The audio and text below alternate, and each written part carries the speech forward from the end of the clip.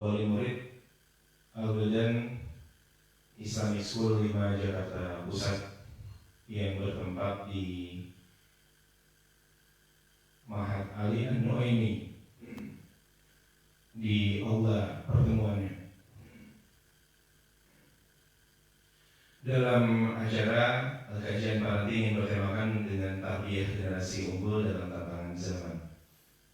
Syukur kepada Ustadz yang sudah hadir di tengah-tengah kita dan juga kepada para abi, umi yang menyempatkan waktunya untuk berkumpul dalam forum silaturahim ini.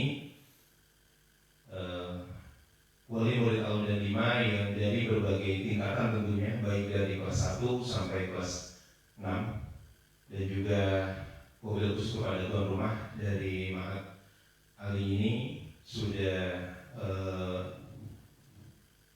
bersedia dipakai tempatnya, yang memang salah satunya pewakaf dari orang tua murid Al-Wildan 5. Subhanallah, syukran umum yang sudah juga menjadi mediator dalam acara ini. Dan kita masuk kepada rangkaian acara. Yang pertama kita akan ada izin ada sambutan dulu dari panitia atau dari tuan rumah. Nanti setelah itu kita masuk kepada persepsi pada kajian parenting ini. Nanti ada Ustadz mungkin ada sekitar 45 menit sampai 60 menit memberikan gambaran bagaimana tarbiyah generasi unggul dalam tantangan zaman. Kita sebagai orang tua untuk menjawab gitu ya, peran serta orang tua baik abi dan umi dalam menghadapi, dalam memberikan pendidikan yang terbaik untuk anak-anak kita, yang mana kita ketahui bersama bahwa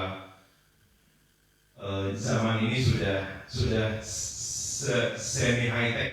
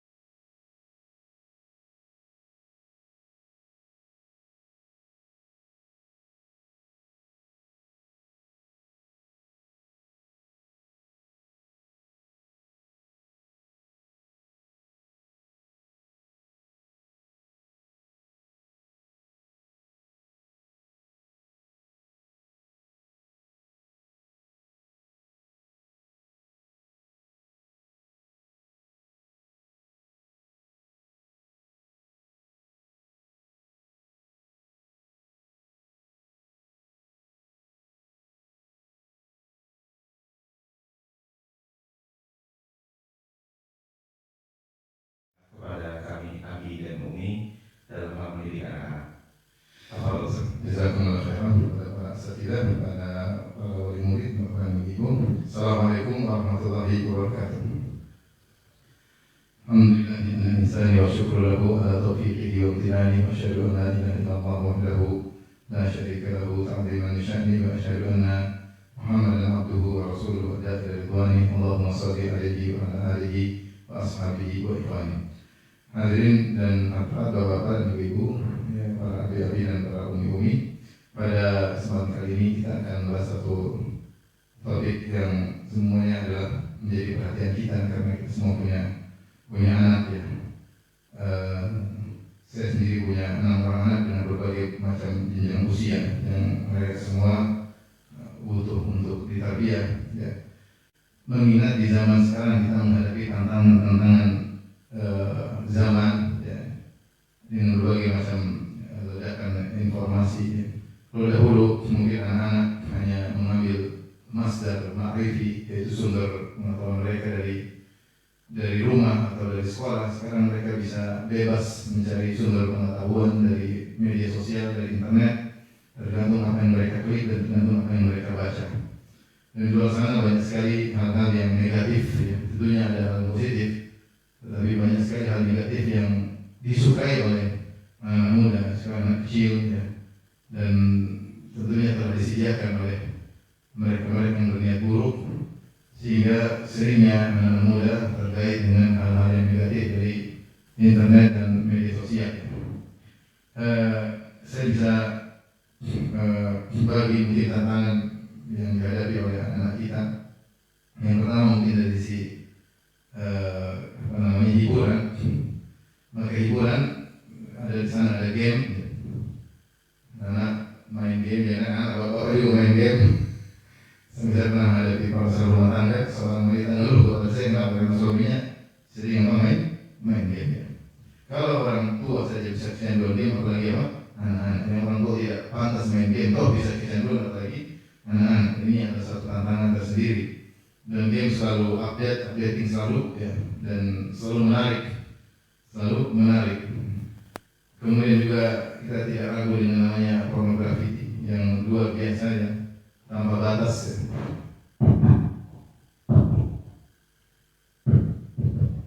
Yang dibuka selebar-lebarnya.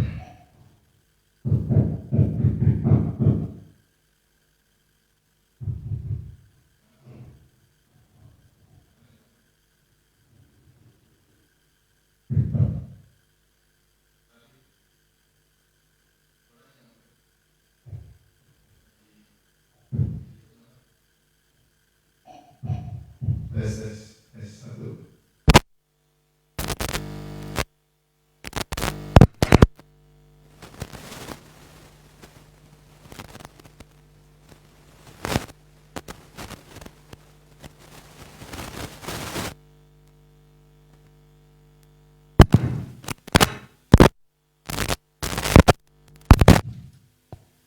Tes 1 2, cek 1 2 3. Tes. Masuk nggak? Lanjut nih? Atau sudah?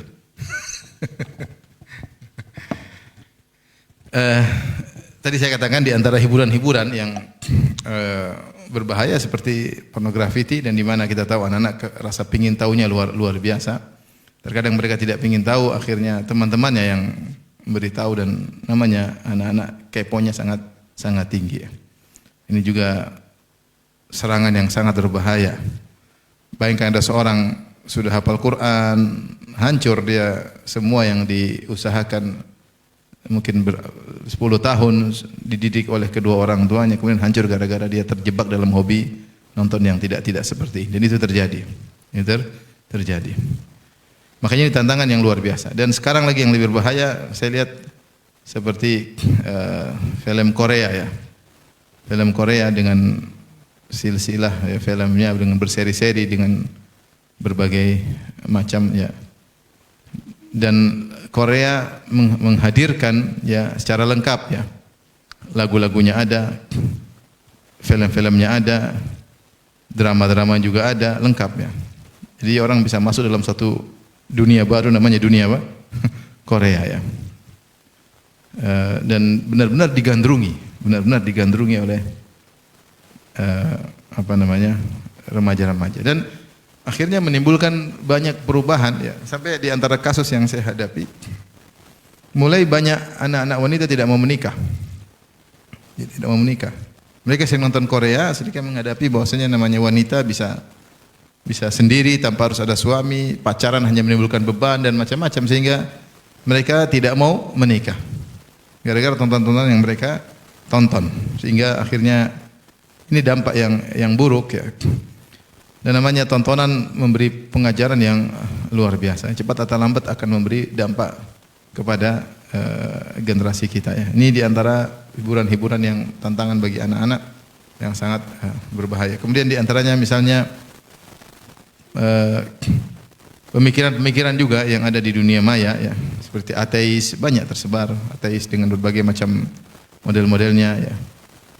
Kemudian juga duniawi, kita banyak youtuber yang menampilkan tentang keduniaan mereka, mobil yang mewah, gaya hidup yang mewah, gaya hidup hura-hura. Anak-anak kalau sering nonton dia akhirnya cita-citanya seperti ini. Kemudian selalu mendambangkan kehidupan khayalan yang mereka lihat ditampilkan oleh youtuber, sehingga mereka tidak punya visi dan misi kecuali ingin menjadi seperti tokoh-tokoh khayalan seperti itu, yang hanya pikirannya tentang dunia kesana kesini, jalan-jalan ke luar negeri, rambut dicat sana warna-warni dengan mobil mewahnya, dengan ini seperti itu ya, kehidupan yang glamor, kehidupan yang senang-senang ya. Anak-anak terpengaruh. Dan itu juga berbahaya, menjadi generasi kita generasi duniawi murni, tidak mikir akhirat sama sekali. Kemudian tantangan juga adalah pergaulan juga sangat berbahaya, yang sangat bisa merubah anak kita yang kita didik sudah lama, bisa berubah dalam waktu yang singkat gara-gara salah berteman.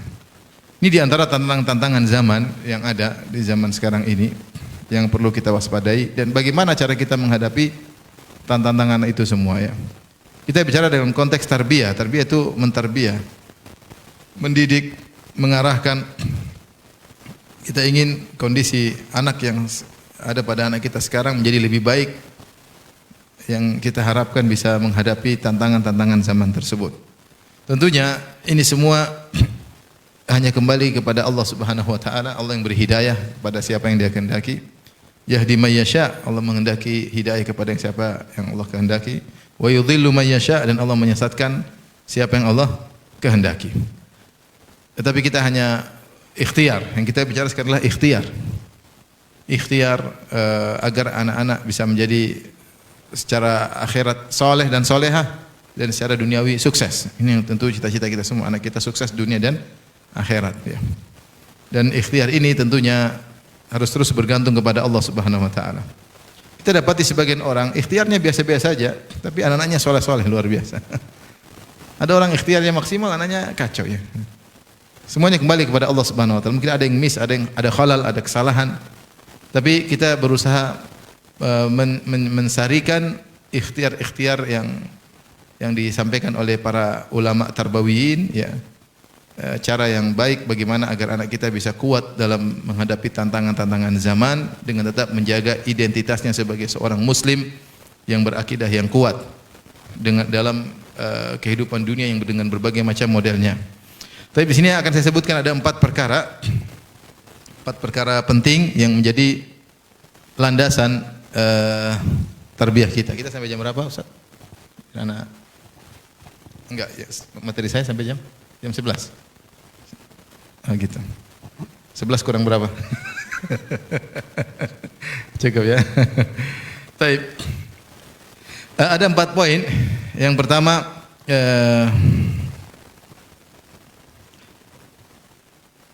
yaitu tarbiyah. Orang tua harus memiliki tarbiyah imaniyah kepada anak-anak. Yang pertama harus memiliki kemampuan untuk tarbiyah imaniyah kepada anak-anak. Ini poin pertama, nanti akan kita bahas insyaallah. Poin yang kedua di antara pondasi tarbiyah agar anak kita bisa menghadapi tantangan zaman adalah mengajarkan kepada anak-anak keahlian tertentu yang buat mereka pede dalam bergaul dan bisa menghadapi lingkungan dengan baik. bukan jadi penakut tapi punya PD karena memiliki kemampuan keahlian tertentu. Yang ketiga, membedakan antara memotivasi dan memuji. Ada kapan memotivasi, kapan memuji. Ini ada dua hal antara memotivasi dan memuji. Dan yang keempat adalah al-qudwah, teladan dari kedua orang tua. Saya ulangi, yang pertama adalah tarbiyah imaniyah, yang kedua adalah mengajari anak-anak punya kemampuan, keahlian. Yang ketiga, motivasi, antara motivasi dan memuji, dan yang keempat adalah al-qudwah. Tapi kita mulai yang pertama, ini sering dibahas oleh para ustadz. Saya kasih nanti diulang lagi, tenang aja, enggak apa-apa. Nanti kita ulang lagi. Yang pertama adalah pembahasan yang sering dibahas oleh para asatidzah, saya juga sering bahas ulang, tapi saya akan ringkaskan saja. Poin pertama itu tarbiyah imaniyah, ini yang paling penting. Dan dia landasan bagi anak-anak untuk menghadapi berbagai macam pernak-pernik kehidupan duniawi yang akan mereka hadapi. Bagaimana mendidik anak-anak agar berada di atas iman yang kuat, ya. Di antaranya adalah misalnya ajarkan mereka zikir. Ini kelihatannya sepele, tapi ini enggak sepele, karena ketika mereka berzikir, mereka bersandar kepada Allah Subhanahu wa taala. Ajarin mereka zikir. Makanya di sebagian sekolah-sekolah sunnah, masya Allah, anak-anak diajarin zikir, dan dampaknya besar. Ketika mereka keluar rumah ada zikirnya, mereka masuk rumah ada zikirnya, mereka mau makan mereka tidak lupa berzikir, pagi petang mereka zikir pagi petang, ya. Masuk WC mereka berzikir, keluar WC. Dan kita enggak usah ragu-ragu, ingat kamu belum zikir tadi, masuk WC asal nyelonong aja. Coba zikirnya apa? Diajarin. Kamu keluar, jangan sepelekan ini, karena kita sedang mengajari dia untuk ingat Allah dan bersandar kepada Allah. Karena saya katakan tadi, keberhasilan tarbiyah yang menentukan adalah Allah Subhanahu wa taala. Yang penting Allah Subhanahu wa taala. Ya. Maka zikir ini, zikir bangun tidur, ya. Zikir mau tidur. Ini kita ingatkan anak-anak, lupa, kita saja sering lupa. Maka kita ingatkan anak-anak, kelihatannya sepele, zikir dulu. Zikir. Meskipun mereka dalam strata usia manapun, mau SD, SMP, SMA, ingatkan. Karena ketika mereka berzikir, mereka sedang bersandar kepada Allah. Allah yang menjaga mereka. Kita ini, kemampuan kita menjaga sampai kapan? Kemampuan kita sangat terbatas. Sementara tantangan terlalu banyak. Tapi kalau Allah yang jaga, Allah bisa jaga kapan saja. Pada kondisi-kondisi tidak ada yang bisa menjaga mereka, Allah bisa menjaga mereka. Maka diantaranya ajarkan mereka untuk zikir. Ya, zikir, doa keluar rumah, doa naik kendaraan, doa masuk pasar, doa ketika masuk sebuah kota, doa ketika bersafar. Ingatin. Kalau kita bersafar kesempatan, boleh kita duduk sama mereka, ayo baca doa safar. Allahu akbar, Allahu akbar, Allahu akbar. Subhanalladzi sakhkhara lana hadza. Kita talkinkan mereka atau kita ingatkan, apalagi anak kalau sudah lulusan Al-Wildan harusnya sudah hafal, ya. Masalahnya kalau ibunya yang tidak hafal. Tapi ingatin, intinya ingatin anak-anak.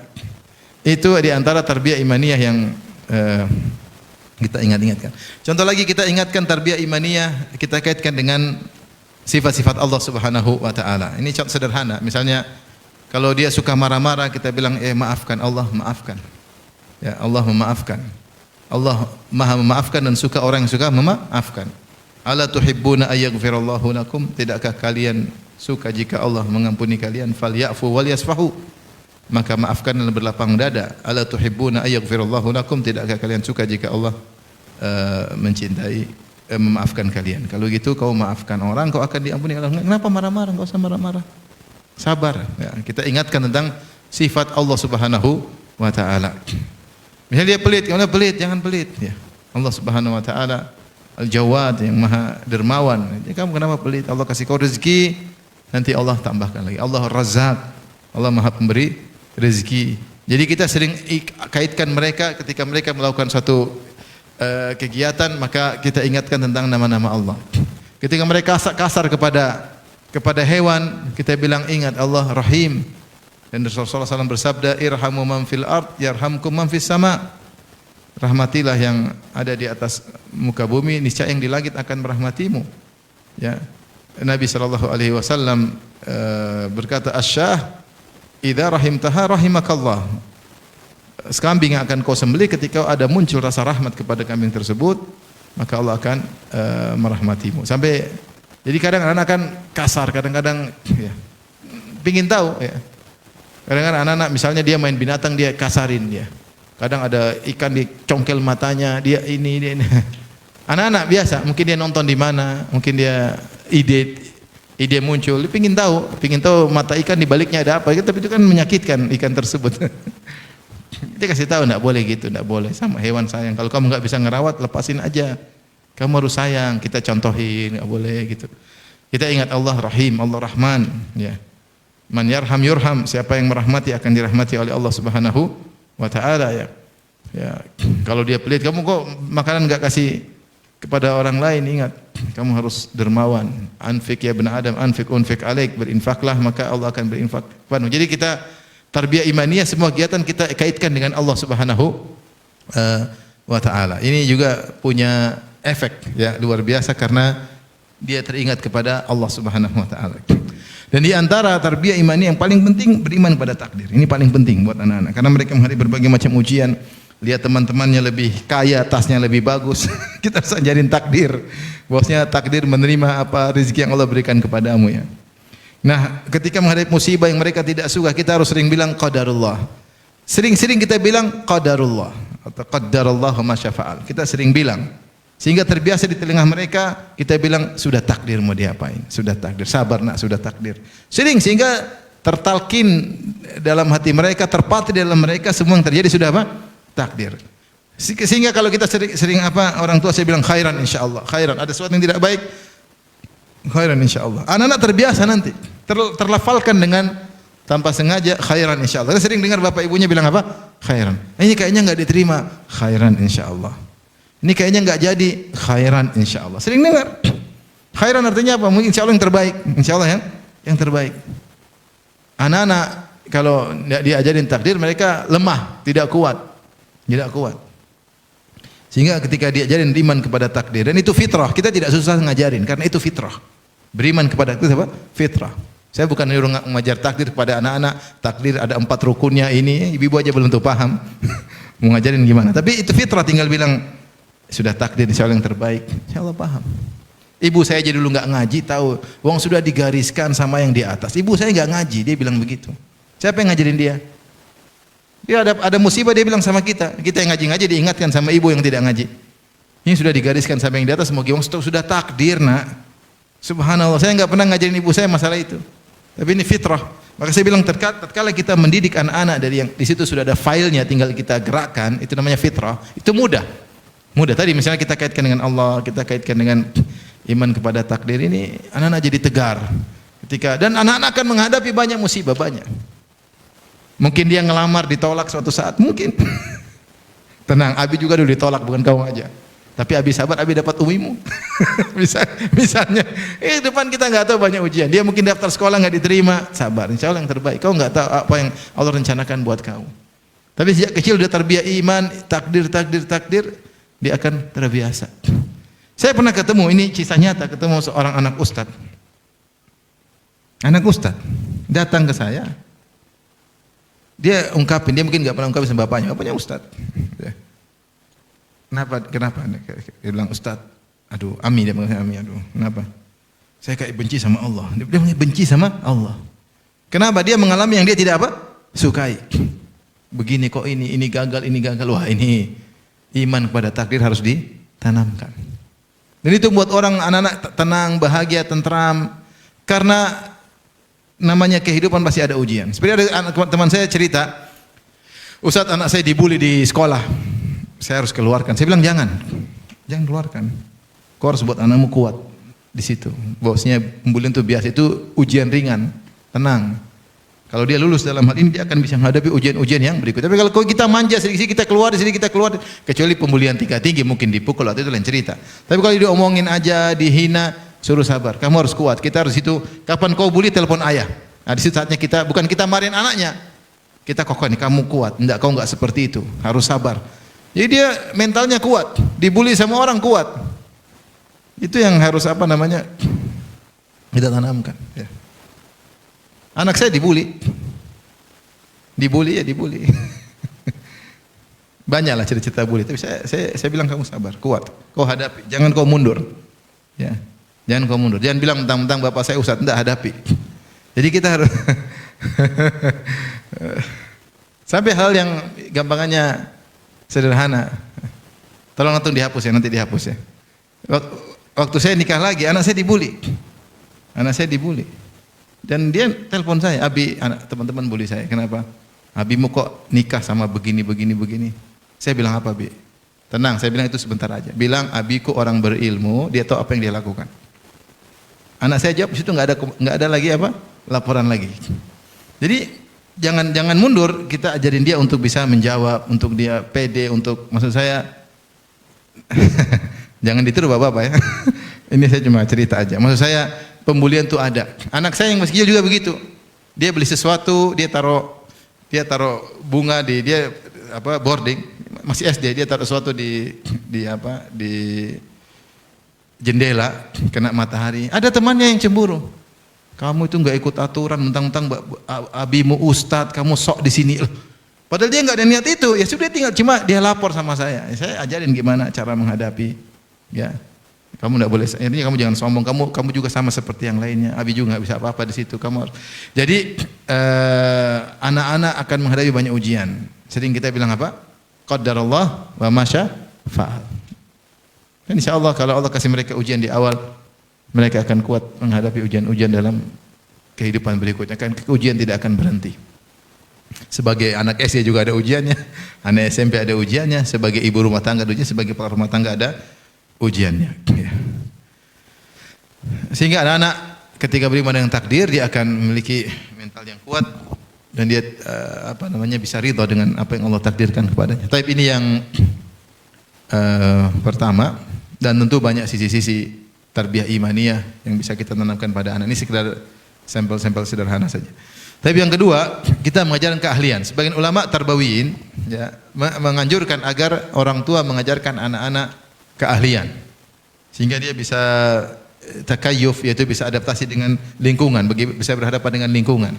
Tergantung lingkungan mana. Misalnya kalau dia tinggal di daerah Sohro, di padang pasir orang Arab, maka diajarin bagaimana bikin kemah sendiri, gimana cari siwak kayak atau apa, dia diajarin orang tuanya, bapaknya antar gini cara bikin kemah, cara bikin ini, terus bagaimana cara berburu, diajarin cara berburu sehingga dia berhadapan dengan lingkungan, dia pede karena dia punya keahlian dan dia tidak jadi bulan-bulanan teman-temannya. Kalau dia nggak bisa, bodoh, nggak ngerti, dia jadi bulan-bulanan ya. Kemudian punya kemampuan untuk misalnya memilih hewan buruan yang bagus, bisa nyembelih sendiri. Makanya ini hal yang menakjubkan. Saya beberapa kali liburan sama anak-anaknya Syekh Abdul Razak. Menakjubkan, anaknya laki-laki semua. Ketika saya liburan sama anak laki semua, perempuan tidak diajak. Anak laki-lakinya semua pandai nyembelih semuanya. Pandai masak semuanya. Ini gimana? Ternyata dia sudah terbiasa, misalnya lagi jalan-jalan ke tengah padang, mereka mampu nyembelih sendiri, mereka masak sendiri. Hari ini yang bagian masak anak yang SMP, besok yang SMA, besok lagi yang masak yang sudah jadi hakim. Ada anak saya ada yang jadi hakim, ada yang jadi mudir perusahaan. Tapi mereka semua ganti-gantian masak. Jadi mereka ditarbiyah mereka nyembelih.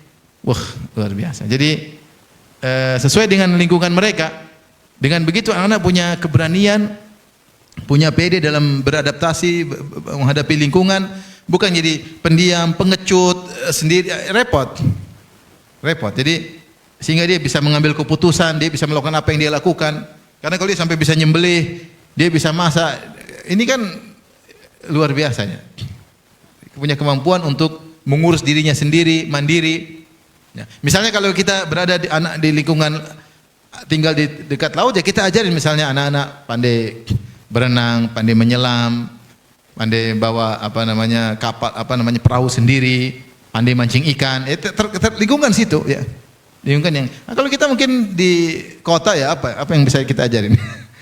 Ya mungkin olahraga tertentu sehingga menimbulkan mereka berani untuk bertindak, berani untuk bukan penakut, bukan pengecut, diam-diam sendirian di rumah, tidak pernah berinteraksi. Kalau mungkin ajar main bola kayak, ajar karate kayak, ajar apa kayak, tentu dengan batasan-batasan. Ya, jangan juga berlebihan, ajar dia jago main tenis meja kayak main bulu tangkis, dia punya keahlian tertentu yang itu membuat dia bisa berinteraksi dengan masyarakat, dengan teman-temannya, dan dia pede, karena itu membantu dia untuk bisa menghadapi lingkungan ya. Ya. Jadi tujuannya tadi agar anak-anak tidak takut dan tidak pengecut, tidak jadi bahan bulian, dan dia bisa mengambil keputusan karena dia punya apa? Keahlian. Ini penting buat anak-anak di kemudian hari, kalau nanti di kepala rumah tangga dia juga punya keahlian. Adapun di rumah saja nggak pernah keluar, anak manja ya. Terus kayak dalam box besar, rumah ini kan box besar ya. Tidak pernah keluar-keluar. Kayak katak dalam apa? Kotak ya. Nggak pernah keluar. Ya iya, jadi kayak dalam tempurung, jadi kayak pemalu ini, ya, sedikit-sedikit manja, sedikit lapor mama, sedikit lapor bapak, apa kayak apa ini. Ini anak bagaimana kalau diomelin istrinya langsung pingsan mungkin ke depan hari. Kalau dia nikah diomelin istrinya langsung KO. Nggak ada kekuatan sama sekali karena nggak pernah terlatih manja. Diomelin istrinya telepon mamanya, "Ma, istri saya ngomelin saya, gimana?" Kamu laki-laki, nah kalau kita udah besar, kita laki-laki terlambat. Dari awal harus kita didik. Ayo sana ikut karate, ayo ikut ini, ayo main basket sana, ayo belikan, ayo ini, ayo berenang, ayo latihan berenang, ayo naik kapal kamu bisa, ayo ajar berani. Ya, anak perempuan juga diajar keahlian tertentu, masak kayak apa, ayo nyetrika yang benar, diajarin. Kalau anak perempuan nggak bisa masak, ayo masak ini, masak buat sama seperti itu. Jadi kita ajarin punya keahlian tertentu, entah menjahit, entah apa. Yang dengan keahlian tersebut buat dia punya kepedean, mengambil keputusan, berani mengambil keputusan, berani bertindak. Ini penting dalam menghadapi tantangan-tantangan kehidupan. Kelihatannya sepeda tapi berdampak. Taib, yang berikutnya tadi membedakan antara memuji dan apa? Motivasi. Sebagian ulama tarbawiyyin mengatakan bahwasanya ada bedaan antara motivasi tasji' dengan al-madah, memuji. Kalau motivasi bisa pada perkara yang benar, tepat, dan bisa pada perkara yang salah dalam rangka untuk diperbaiki. Adapun al-madah, pujian hanya pada perkara yang benar, pada perkara yang terpuji. Bagaimana kita bisa memotivasi sesuatu yang tidak tepat? Tujuan kita motivasi untuk berbaik. Misalnya begini. Mereka contohkan misalnya misalnya ada apa namanya seseorang misalnya itu suruh anak-anak misalnya tolong ambilkan pena buat Abi ya. Terus dia ambil, ternyata dia kasih pakai tangan kiri misalnya. Ini Bi. Salah atau benar? Salah kan? Nah, kita motivasi, Masya Allah sudah bantu Abi, Masya Allah terima kasih. Cuma harusnya tangan kanan dia. Tapi tetap kita puji, bukan kita, kamu nih salahmu tangan kiri nggak sopan, enggak. Jadi kita tetap buat dia tidak merasa mutung dengan apa yang sudah dia usahakan. Ini poin penting, kita lihat dari sisi kebaikannya ya. Ya. Jadi misalnya demikian ya. Misalnya apa namanya dia melakukan sesuatu yang menakjubkan bagi dia. Misalnya dia bawa pena, ternyata dia taruh di telinganya. Bi, ini penanya Bi. Ini kan aneh bagi kita, bagi orang besar. Bagi dia ini sesuatu yang menakjubkan. Kita bilang, jangan kita hina. Ente gimana? Bapakmu siapa sih? Bahlul banget. Kita bilang, Masya Allah, pintar. Abi aja gak pernah mikir cara kasih pena seperti itu. Masya Allah kita puji. Tapi kita perbaiki. Maksudnya kita perbaiki. Enggak, itu bagus. Cuma kalau sama orang lebih tua begini caranya, misalnya gitu. Misalnya ya. Ini terkadang kita motivasi bukan pada perkara yang terpuji, perkara yang salah tapi dalam rangka untuk kita perbaiki. Dalam rangka yang kita bisa perbaiki. Adapun kalau dia melakukan perkara-perkara yang baik ya kita puji, Masya Allah, Tabarakallah, Allah ibarik fiik ya. Dia lapor, Umi saya sudah rapikan tempat tidur, Masya Allah inilah putri Umi, Masya Allah, semoga Allah kita puji, kita doain ya, sehingga dia senang karena dia melakukan sesuatu yang baik. Misalnya dia bangun tidur sendiri, Alhamdulillah bangun Umi nggak bangunin saya, bangun tidur sendiri, dia lagi cari muka itu, kita puji, Masya Allah Inilah anak Umi, berarti anak Umi pinter gitu ya. Semoga Allah berkahi kamu. Selalu kita ingatkan Allah Subhanahu wa taala. Ini penting sehingga anak-anak tidak mutung ya. Tidak merasa apa yang dilakukan ternyata tidak ada nilainya di sisi orang tuanya ya. Dia sudah rapi-rapikan tempat tidur sendiri. Ini Umi saya gini. Oh cuma gitu aja. Umi juga dulu masih kecil begitu, repot. Jadi dia langsung, aduh Umi ini gimana Umi ini. Umi dulu lebih berat daripada kamu cuma gini. Umi dulu yang gini, Umi dulu yang gini. Aduh ya, jangan gitu. Anak jadi mutung. Dia udah malas lagi untuk berkreasi atau berbuat karena tidak dihargai sama sekali. Jadi kalau ada perkara-perkara yang dia lakukan, tetap kita motivasi dengan kita perbaiki.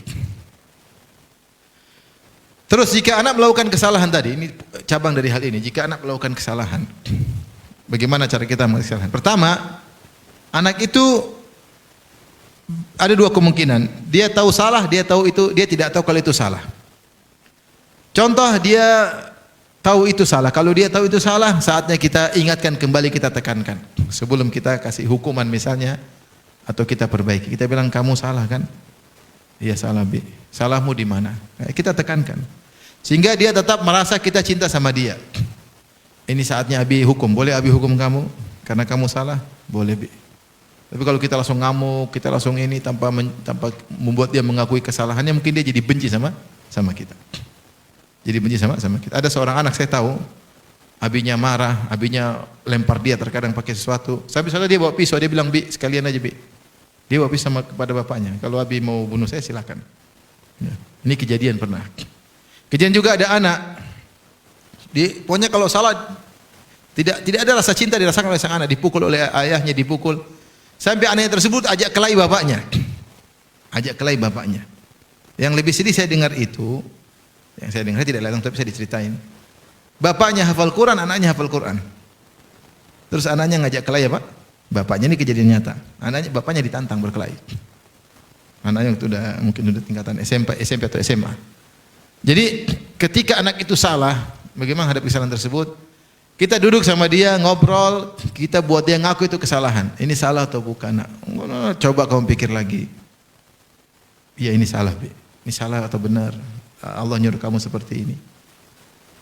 Ini tujuan kamu belajar seperti ini. Kalau dia bilang tidak bisa, ya Abi hukum ya. Abi sayang sama kamu, cuma kamu harus dihukum. Nah, contoh. Ini kalau dia ngaku salah, ya. Jadi kita dudukan dia dulu. Dia ngaku salah, kita hadapi dengan serius. Kalau kita sayang sampai kita menetes air mata, itu punya pengaruh dalam hatinya. Yang kedua, dia tidak tahu itu salah. Terutama anak kecil. Dia tidak tahu itu apa yang dilakukan salah. Contoh anak kecil, tahu-tahu dia ambil tisu, dia buang-buang 1, 2, 3, 4, 6. Ini seperti ini. 1, 2, 3. Sampai 20. Afwan Ustaz. Kalau kita tisu mahal kan, salah, goblok dia. Dia enggak merasa salah, dia pikir ini dia main-main. Ini ada mainan di depan dia main-main, dia lihat terus tanya dulu kamu ngapain? Tanya dulu kamu ngapain? Masya Allah kamu lagi ngapain? Ini Bi saya lihat apa namanya? Ternyata bisa terbang ini tisu. Mungkin dia ngomong sesuatu.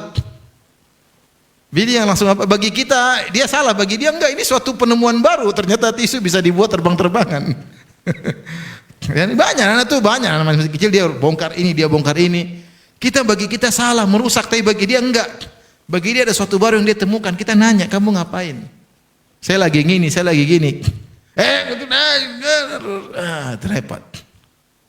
Makanya ada seorang Tarbawi, dia mengatakan kalau kita masuk ke rumah, ternyata rumah kita bersih, berarti anak kita bahlul. Tapi kalau rumah kita kotor sana, rujuk sana, coret sini ya, ini anak top. Berarti dia aktif, dia menunjukkan, dia berekspresi dengan apa yang ada dalam diri. Kalau kita tekan nggak boleh, dia mungkin takut. Repot. Jangan. Berarti dia buang-buang gitu ya. Kita malah iya benar, coba ini ada udaranya. Kita malah aktif bersama dia. Dia merasakan dia punya orang tua yang ikut senang dengan kesenangannya. Tisu juga murah kok. Ya, tisu juga murah. Di antara cara tarbawiyah yang bagus juga, ya, Apalagi kalau kita bisa memperbaiki dari kesalahannya tadi, dia salah kita perbaiki. Dan ini di antara metode Nabi SAW ketika Nabi SAW suatu hari SAW mengatakan, "Ni'mar rajulu Abdullah, law kana yusalli minal lail." Sebaik-baik pemuda atau sebaik laki adalah Abdullah bin Umar. Seandainya dia salat malam. Artinya Abdullah bin Umar sempat meninggalkan salat malam. Seandainya dia salat malam dia laki terbaik. Setelah mendengar hadis ini, bin Umar tidak pernah tinggalkan salat malam, kata Nafi. Maula bin Umar. Ya Rasulullah SAW, kesalahan yang dilakukan disempurnakan. Seandainya kau begini, seandainya kau begini. Seperti tadi misalnya ada anak kita bilang tolong ambilkan pena buat Abi.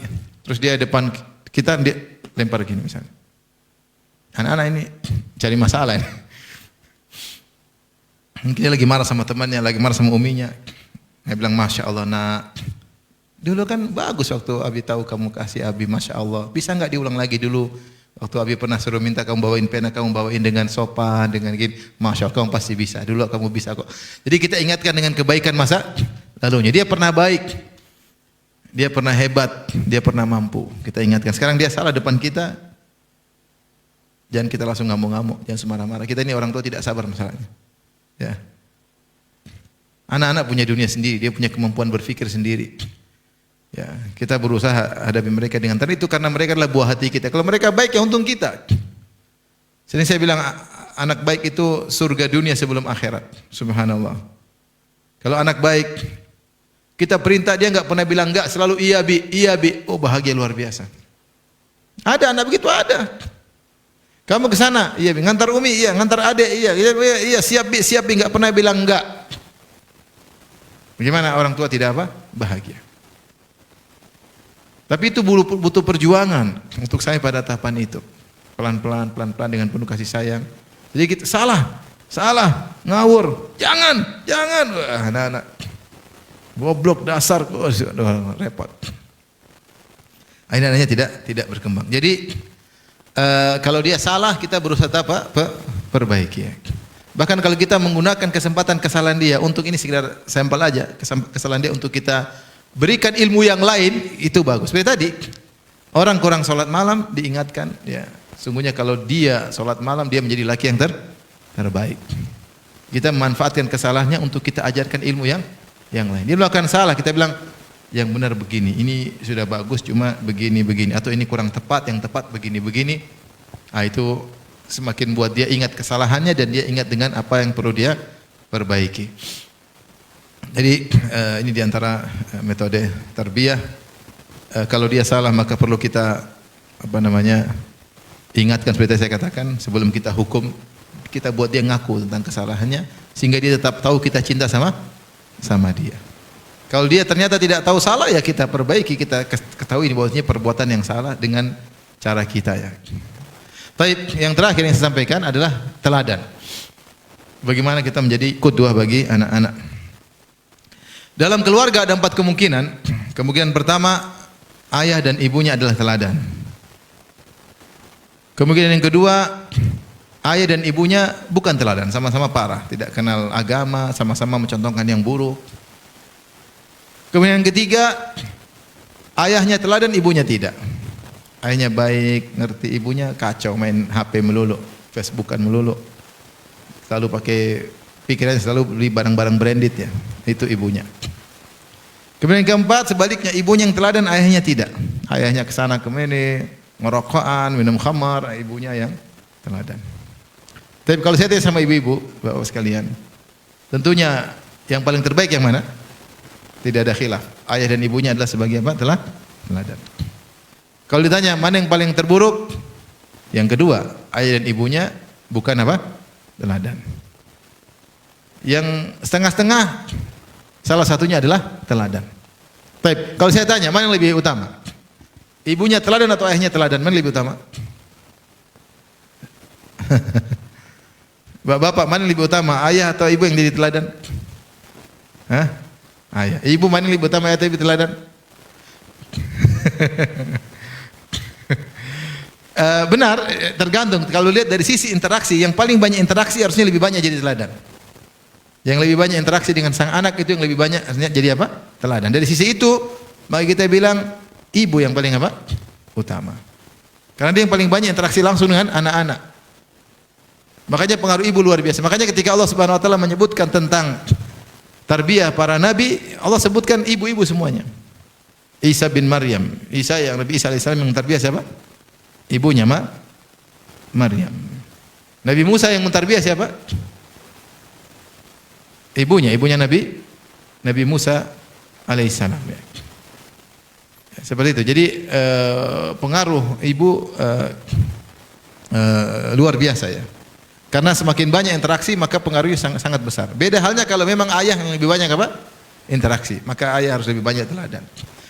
Tapi intinya ibu-ibu bebannya lebih berat.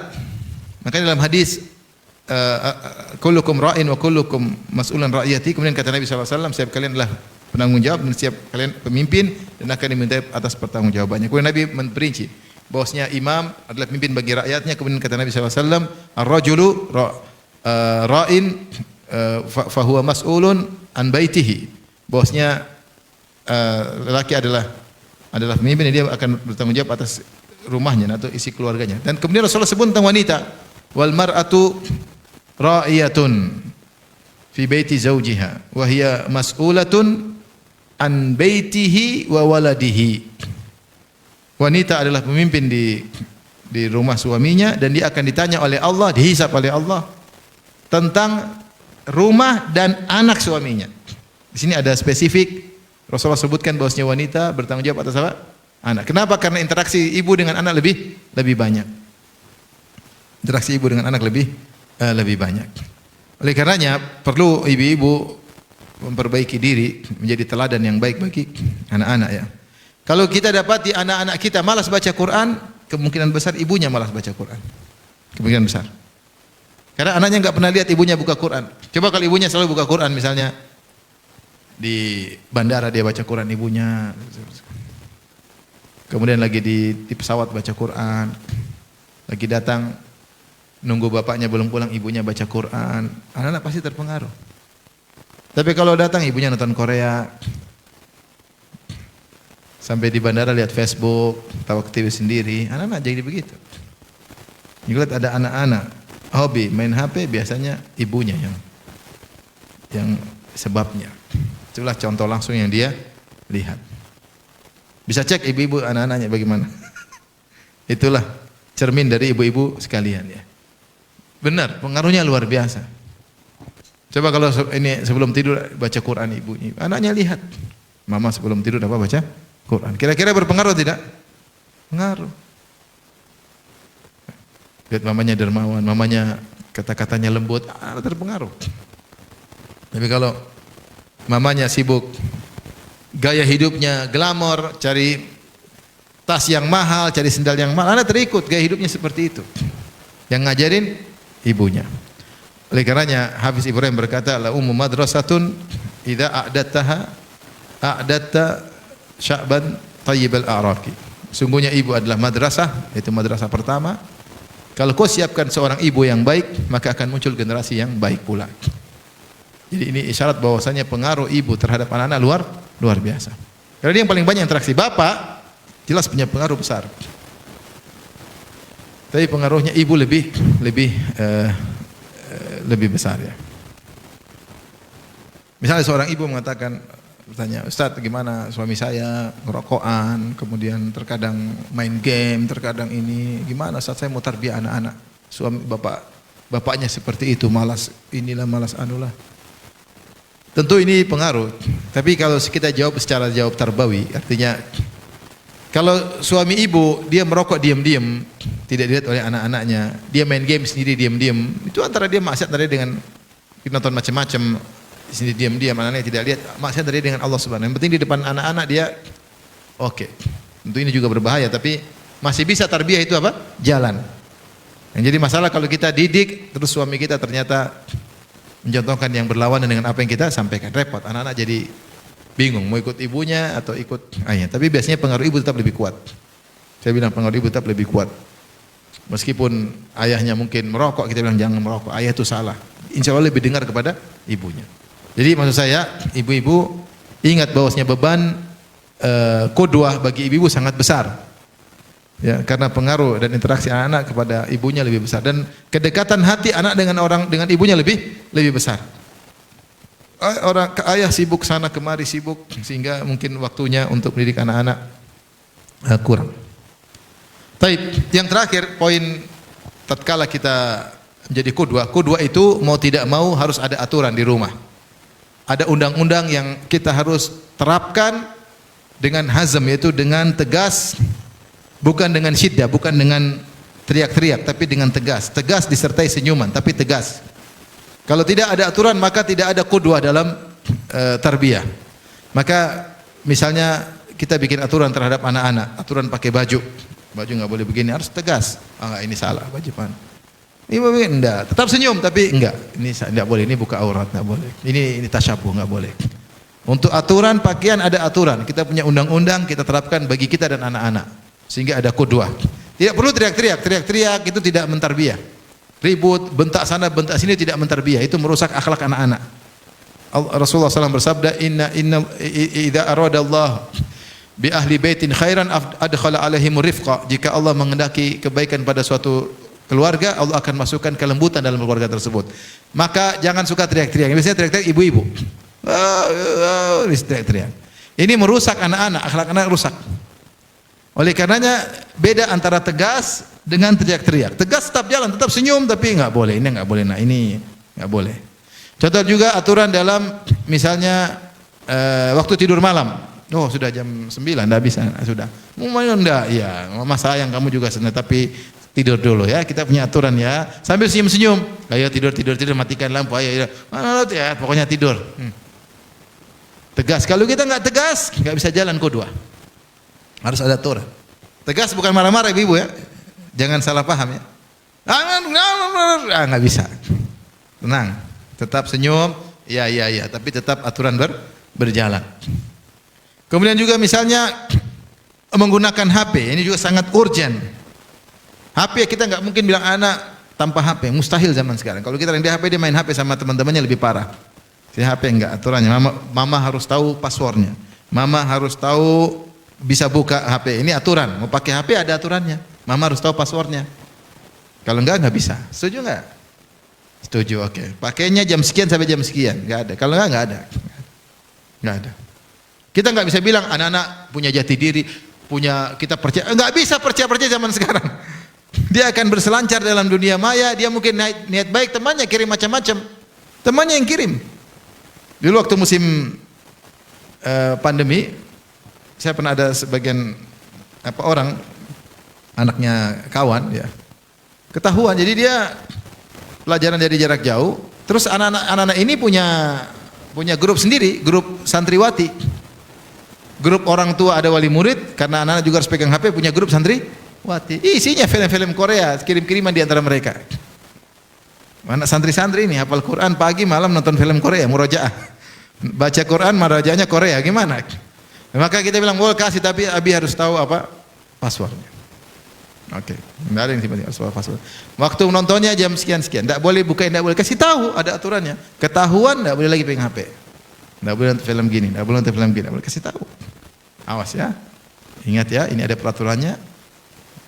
Kalau perlu tanda tangan. Adapun kita kasih, kita biarkan mereka melihat apa saja, kita merusak mereka. Ada saatnya mereka sudah kuliah, yaitu sudah enggak bisa lagi. Tapi sebelum mereka sampai tahapan begitu, kita didik dulu sehingga mereka terbiasa. Nah, kalau sudah pegang HP, sudah kuliah, mana mau kita larang? Nggak bisa. Kalau mereka belum punya kekuatan iman ketika zaman kuliah, pegang HP, rusaklah mereka, selamat jalan.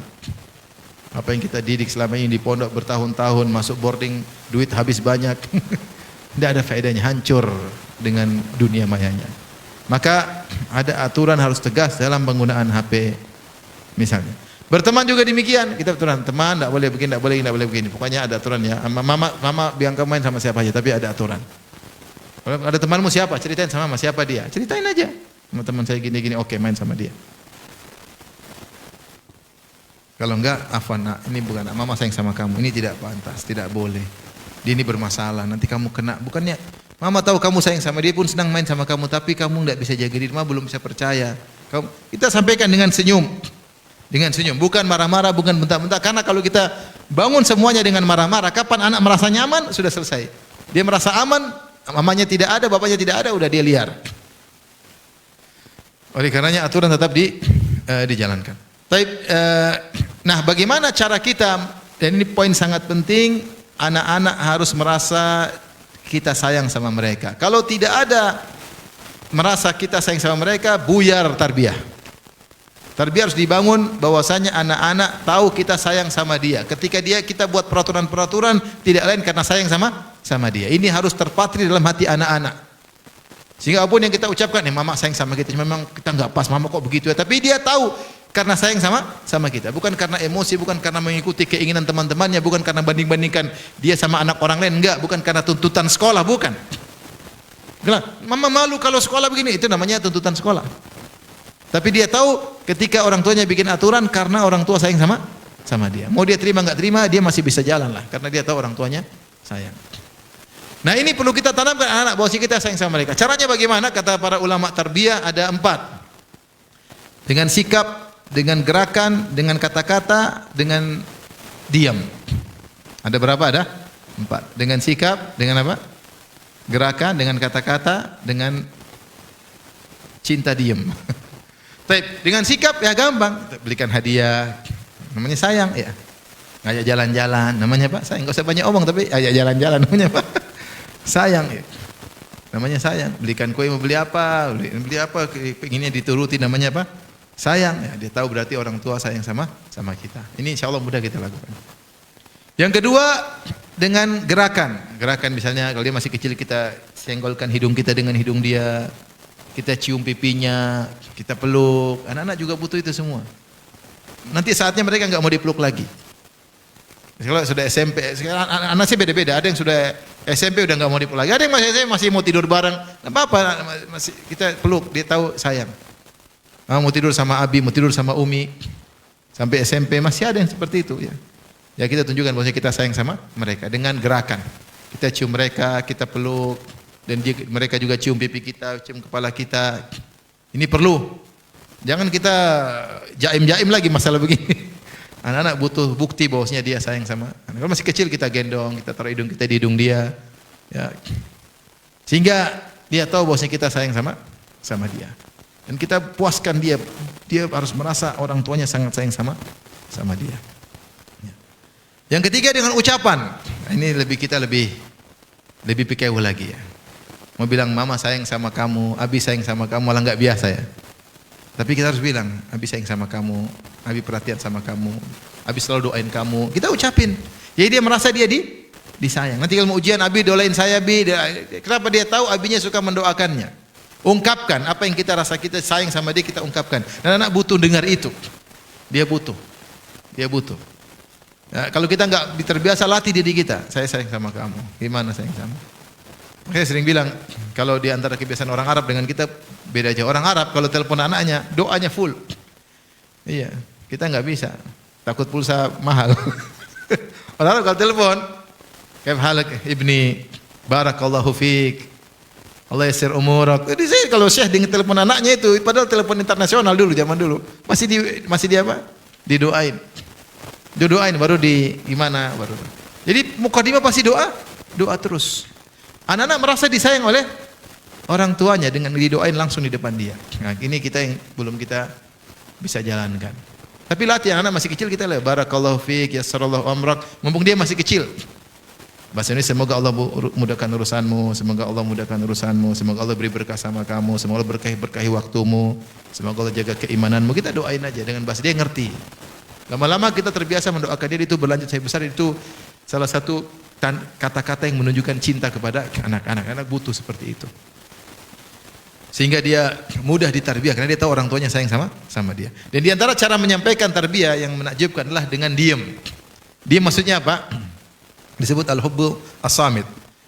Maksudnya gimana kita berikan waktu untuk anak-anak. Kita semua sibuk. Kita enggak usah bicara, enggak usah diam, enggak usah ikut aktif, diam. Pokoknya kita berada di antara mereka. Ini butuh waktu. Dia lagi main-main, kita duduk aja nonton mereka main-main, ganggu-ganggu, ribut sana ribut sini. Dengan nemani saja mereka tahu ayahnya sayang sama dia. Ibunya punya waktu meninggalkan segala kegiatan untuk nemani apa? Mereka. Berarti mereka tahu orang tua apa? Sayang. Kita sibuk. Kalau kita ikuti kesibukan kita, nggak ada waktu buat apa? Anak-anak. Nggak ada waktu buat anak-anak. Sebagian orang ada yang masya Allah, kalau makan malam harus bareng. Ada yang seperti saya nggak bisa. Tapi kalau ada sebagian orang makan malam sama anaknya selalu semua bareng-bareng. Kalau lagi di rumah, lagi liburan selalu makan malam bareng. Kalau yang selalu makan pagi bareng, ada kebersamaan. Kebersamaan itu menumbuhkan tarbiyah yang luar biasa. Anak merasa kekuatan yang kuat, orang tuanya sayang sama dia. Kapan anak-anak merasa orang tuanya tidak sayang, selesai. Tarbiyah akan hancur. Dia melakukan apa saja tidak ada pertimbangan orang tuanya. Orang tuanya apa orang tua apa bisa mau ngamuk-ngamuk aja maunya saya juara 1 terus. Maunya saya hafal Quran. Tanya hafalanmu berapa? Setiap ketemu hafalanmu berapa? Ditanya hafalanmu berapa? Sudah murojaah belum? Itu aja pertanyaannya, enggak ada pertanyaan lain. Bosan dia dengar itu. Seakan-akan mesin yang selalu, hafalanmu berapa? Murojaah sampai di mana? Itu terus. Jadi dia tahu orang tuanya enggak sayang sama dia. Hanya karena malu sama teman-temannya, hafalan saya kurang. Jadi menyuruh saya hafal bukan apa, itu tuntutan untuk bisa dipamer-pamerkan kepada teman-temannya. Enggak benar seperti itu. Ya. Ini saja ikhwan dan akhwat yang dirahmati Allah Subhanahu wa taala, sedikit yang bisa saya sampaikan. Semoga Allah menjadikan anak-anak kita anak-anak yang soleh dan solehah. Amin ya rabbal alamin. Baik, syukran. Jazakallah khair Ustaz atas